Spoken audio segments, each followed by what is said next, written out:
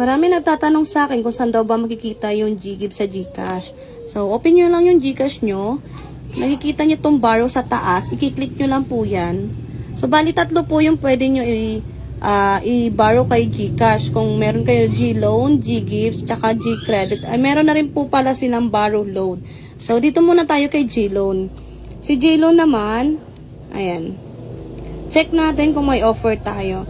So, pag ganyan po mga madam, ibig sabihin may offer tayo kay G-Loan. Pwede po natin siya i-loan. Pag ganyan na po yung iba kasi hindi po ganyan. Pag wala pa po kayong ganyan, ibig sabihin wala pa po kayong offer or hindi pa po kayo eligible para maka-loan po kay G-Loan. Ayan, ang kagandahan po kay G-Loan, hindi nyo na po siya kailangan ipa-convert sa mga trader kasi direct na po siya papasok sa GCash nyo.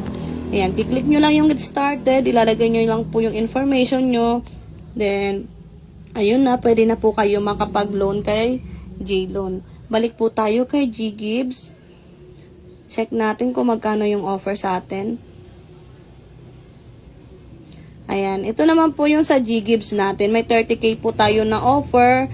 Nakalagay po dito, up to 5 loans po siya pwede. Pwede nyo po siyang chap-chapin hanggang 5 loans po kayo pwede.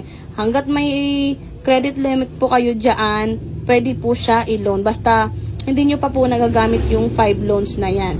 So, pag naubos na po yung 5 loans na yan, aantayin nyo po na ma-fully paid nyo po yung iba nyo pong na-loan.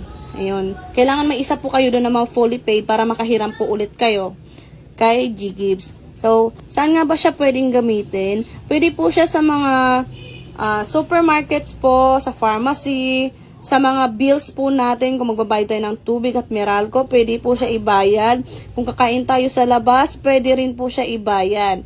So, paano nga daw po ba ito maging cash?